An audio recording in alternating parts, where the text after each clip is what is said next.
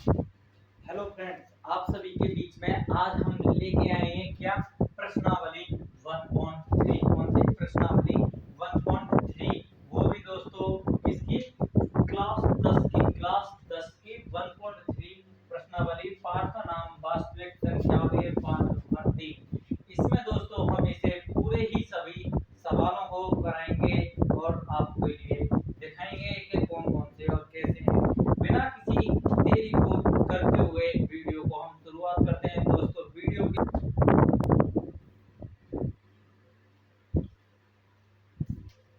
तो फ्रेंड्स, हम आपके लिए इसी से आगे इसे हमने लिख लिया है पहले से शॉर्टकट में आपके लिए बताने आए हैं। और उससे पहले दोस्तों जब बड़ा बड़ा था उसे मिटाकर एक छोटा क्या है। इससे आगे हम चलते हैं तो हमारा सवाल था सिद्ध कीजिए कि अंडर रूट 5 एक अपरिमेय संख्या है। क्या अंडर रूट 5 एक अपरिमेय संख्या है? तो यहाँ पर हमने आंसर के रूप में लिखा है। क्या आंसर के रूप में लिखा है दोस्तों? इसे देखिए, मान लीजिए कि रूट 5 एक परमेय संख्या। कुछ देर के लिए मान लीजिए कि रूट 5 एक परमेय संख्या है। इससे आगे नोट करते हैं, हम किसी भी परमेय संख्या को p बटे q के रूप में व्यक्त कर सकते हैं ना, व्यक्त कर सकते हैं। जहां p तथा q दो पूर्णांक हैं और q नॉट इक्वल 0। जिसके नीचे 0 नहीं होगा, मतलब p बटे q नॉट इक्वल 0 होगा, तो वो p बटे q के रूप में बदल सकते हैं। जैसे क्या ये 1 बटे 2 है हमारी, ये क्या परमेय संख्या है। मान लो 5 बटे 7 है, तो ये क्या परमेय संख्या है जो ये दिख रही है। यदि हमारी यहाँ पर 5 के बट्टे में यदि 0 होगी दोस्तों, क्या 0 होगी, तो ये इसका भाग इसमें जाएगा तो 0 हो जाएगा। तो क्या ये परमेय संख्या है? नहीं है। तो इसलिए इस हिसाब से ये से नॉट इक्वल 0 होगा। क्या इसके q के बराबर में 0 नहीं होगा दोस्तों। इसलिए आगे है फिर, इसलिए हम p बट्टे q बराबर रूट 5 रख सकते हैं। क्या p बट्टे q बराबर रूट 5 रख सकते हैं। यदि p तथा q को उभयनिष्ठ गुणनखंड से विभाजित करने पर रूट 5 अंडर रूट 5 बराबर a बट्टे b प्राप्त कर सकते हैं, जहां a और b से अभाज्य गुणनखंड है। इससे आगे है दोस्तों, अतः अंडर रूट 5 को बराबर में a बट्टे b उस कंडीशन में लिख लिया। b को इधर ले आई तो b गुणा अंडर रूट 5 बराबर a। दोनों ओर का वर्ग करने पर इस दोनों साइडों का वर्ग किया तो इसका हो गया b स्क्वायर और इसका हो गया दोस्तों 5। ये हो गया दोस्तों a स्क्वायर। इस समीकरण को मान लिया हमने a। क्या समीकरण नंबर a। इससे आगे हम इस वाले 5 को इसके नीचे ले गए तो b स्क्वायर बराबर a स्क्वायर बट्टे में 5। यहाँ पर 5 a स्क्वायर को विभाजित करता है। क्या 5 a स्क्वायर को विभाजित करता है, तो अतः 5 a को भी विभाजित करेगा, करेगा ना करेगा तो करेगा। अतः a बराबर 5 से माना तो अगर हम a बराबर 5 से माने तो समीकरण 1 से, क्या समीकरण 1 हमारे दोस्तों ये वाली है। तो b स्क्वायर जो कि तो ये दोस्तों बराबर में a स्क्वायर, तो a बराबर हमने 5 से माना। क्या 5 से, इसके ऊपर स्क्वायर चढ़ा दिया, 5b स्क्वायर बराबर 25 c स्क्वायर कोष्टक खोलेंगे तो ये हो जाएगा। इससे आगे b स्क्वायर बराबर इस 5 का इस 25 में भाग देंगे तो 5c स्क्वायर, 5c स्क्वायर बचा। इसके बाद में c स्क्वायर यदि हम जो की तो छोड़ा है तो c स्क्वायर बराबर b स्क्वायर बटे 5। क्या b स्क्वायर बटे 5। तो इससे आगे यहाँ पर 5 b स्क्वायर को विभाजित करता है। क्या 5 हमारा b स्क्वायर को विभाजित करता है, अतः 5 b को भी विभाजित करेगा। जब 5 b स्क्वायर को विभाजित करता है तो 5 b को भी विभाजित करेगा। अतः समीकरण 2 हमने समीकरण 2 ये वाली मानी है दोस्तों, और समीकरण 3 दोस्तों ये मानी है। तो अतः समीकरण 2 तथा 3 में हम पाते हैं कि 5 a तथा b दोनों को विभाजित करता है। क्या समीकरण 2 3 में हम पाते हैं कि 5 a तथा b दोनों को विभाजित करता है, जिसमें 5 एक उभयनिष्ठ गुणनखंड है। क्या जिसमें 5 एक उभयनिष्ठ गुणनखंड है। इसलिए अतः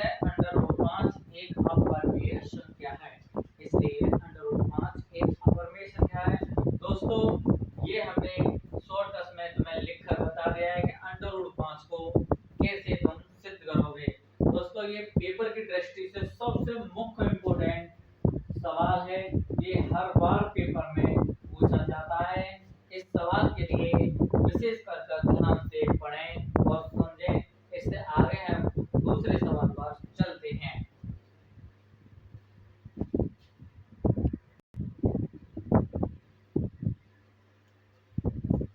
तो दोस्तों हम इससे आगे आपके लिए लेके आए हैं सवाल नंबर 2। क्या सवाल नंबर 2 आप इधर देख भी रहे होंगे, तो इस सवाल नंबर 2 को हमने लिख लिया है। क्या क्वेश्चन नंबर 2 सिद्ध कीजिए कि 3 प्लस 2 अंडर रूट 5 एक अपरिमेय संख्या है। तो दोस्तों इसके लिए कैसे करेंगे, तो इसके लिए हमने लिख लिया है यहाँ पर आपके लिए समझाने के लिए।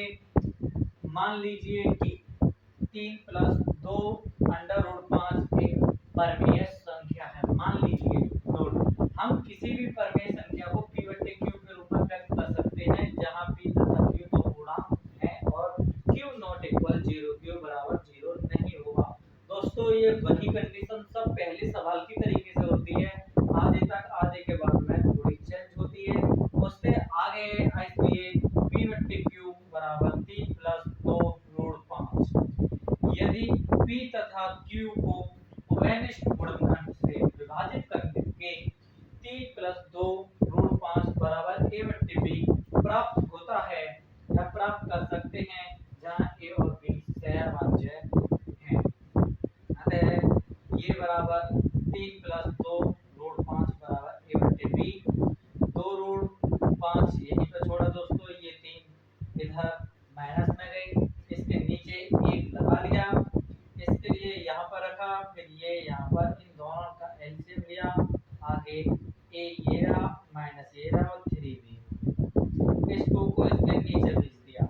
दोस्तों इससे आगे चूंकि a तथा b पूर्णांक हैं, क्या a तथा b पूर्णांक हैं और 2 तथा 3 भी पूर्णांक हैं, इसलिए a माइनस 3b बट्टे में 2b एक परिमेय संख्या है, जबकि y पक्ष अंडर रूट 5 एक अपरिमेय संख्या है।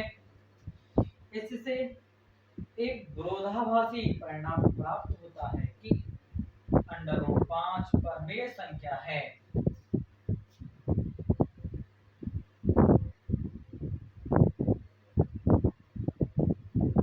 ऐसा विरोधाभासी परिणाम हमारी गलत कल्पना से प्राप्त हुआ है कि 3 प्लस 2 रूट 5 एक परिमेय संख्या है। अतः 3 प्लस 2 रूट 5 एक अपरिमेय संख्या है। तो इस हिसाब से दोस्तों ये सवाल लिखा जाएगा और किया जाएगा। इससे आगे हम आते हैं आपके लिए लेके सवाल नंबर 3। उसमें बताते हैं कि ये कैसे और क्या क्या होगा।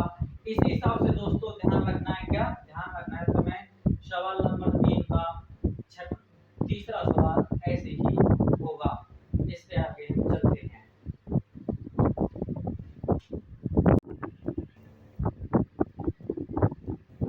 तो हेलो फ्रेंड्स, हम आपके लिए इससे आगे लाए हैं सवाल नंबर 3 का पहला कौन सा सवाल, नंबर 3 का पहला सवाल।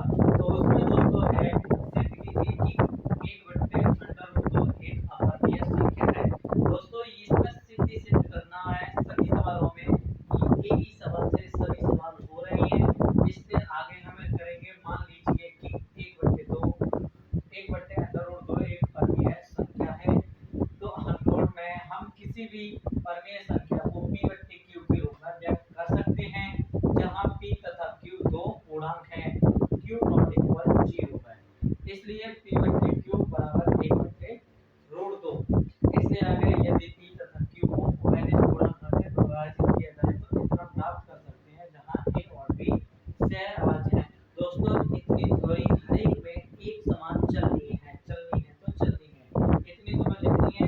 इसके बाद में ये वाले हैं थोड़ी सी सवाल हल करने पड़ते हैं। तो 1 बट्टे 2 बराबर a बट्टे b, कैंची की गुणा करी दोस्तों, तो यहाँ पर b बराबर a गुणा रूट 2, दोनों का वर्ग किया, b स्क्वायर और यहाँ पर हो गया 2a स्क्वायर का मान निकालेंगे तो b स्क्वायर बट्टे 2, जहाँ 2 b स्क्वायर को विभाजित करता है, अतः 2a को भी विभाजित विभाजित करेगा। अतः b बराबर 2c माना तो अगर हम 2c मानेंगे तब समीकरण 1 से, कौन सी समीकरण 1 से 2c स्क्वायर 2c बाहर इसमें रखेंगे हम, तो 2c के ऊपर स्क्वायर लगा दिया और यहाँ पर a स्क्वायर है, इसे बोला ये हो गया, इधर को ये हो गया, इसे हल किया तो a स्क्वायर बराबर 2c हो गया। इससे आगे जहाँ 2c स्क्वायर को विभाजित करता है अतः 2c को भी विभाजित करेगा। ये हमने समीकरण के हमारी 3 मान ली।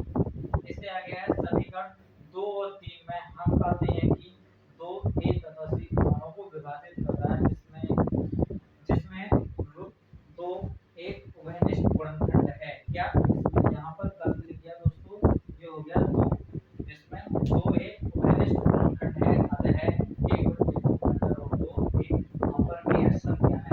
तो दोस्तों इसे इस हिसाब से लिखेंगे और करेंगे।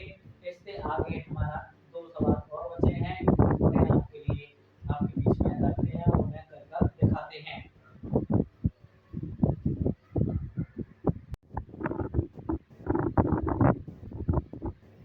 तो दोस्तों हम इससे आगे आपके लिए सवाल नंबर 3 का दूसरा सवाल लेके आए हैं कि सिद्ध कीजिए कि 7√5 एक परमेय संख्या है। क्या 7√5 एक परमेय संख्या है? तो इसमें दोस्तों ये है, मान लीजिए कि 7√5 एक परमेय संख्या है। हम जानते हैं ये सब जो कि तो यहाँ तक तो मैं पिछली बार की तरीका से ये चेंज करना है, ये चेंज करना है और ये यहाँ तक चेंज करना कुछ भी नहीं है, सिर्फ जो कि तो ही करना है। फिर आते हैं 7√5 बराबर a/b। क्या a/b √5 में से ये वाला जो 7 है इसके नीचे चला गया, 7b हो गया। तो यहाँ पर चूंकि a तथा b पूर्णांक है और 7b पूर्णांक है, इसलिए a/7b यानी मतलब ये एक परमेय संख्या है, जबकि बायां पक्ष √5 मतलब ये एक अपरमेय संख्या है। इससे एक विरोधाभासी परिणाम प्राप्त होता है कि एक √5 परमेय संख्या है।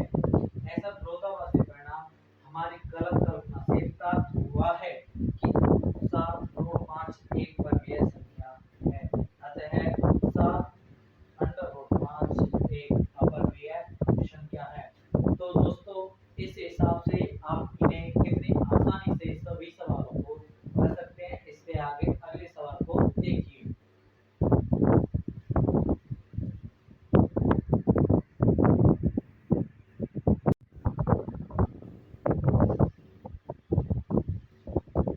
दोस्तों इससे आगे हम इस प्रश्नावली का सबसे अंतिम सवाल लेके आए हैं, सवाल नंबर 30। तीसरे का ही तीसरा सिद्ध कीजिए कि 6 + √2 एक परमेय संख्या है। दोस्तों किसी भी सवाल में कुछ भी परिवर्तन नहीं करना, सिर्फ एक दो चीज जगह जगह परिवर्तन करनी है। जैसे वही सब चलाता हुआ आ रहा है, इसमें भी हमने कुछ नहीं किया। मान लीजिए कि इतने वाले की जगह पर ये रखा, एक परमेय संख्या है। नोट, हम किसी भी परमेय संख्या को p/q के रूप में व्यक्त कर सकते हैं जहां p तथा q दो पूर्णांक है और q ≠ 0, इसलिए इसे बराबर ये यहाँ पर रखा दोस्तों। ये इससे आगे यदि p तथा q को उभयनिष्ठ गुणनखंड के रूप में विभाजित करके 6 + 2 √, को a/b के रूप में प्राप्त कर सकते हैं, जहां a और b सहअभाज्य हैं। अतः इसको ऐसे लिख लेते हैं, 2√2 जो कि तो छोड़ा 6 पहले हाथ को गए -2 बट्टे में 1 लगाकर इनका एलसीएम लेकर हल कर दिया। इससे आगे चूंकि a तथा b पूर्णांक हैं और 6 भी पूर्णांक है, इसलिए इतने को एक परमेय संख्या है। जबकि बायां पक्ष √2 मतलब इधर बायां पक्ष एक परमेय संख्या है। क्या एक अपरमेय संख्या है। इससे एक विरोधाभासी परिणाम प्राप्त होता है। यदि कि √2 परमेय संख्या है, या √2 परमेय संख्या है, तो ऐसा विरोधाभासी परिणाम हमारी गलत कल्पना से प्राप्त हुआ है कि 6 + √2 एक परमेय संख्या है। अतः 6 + √2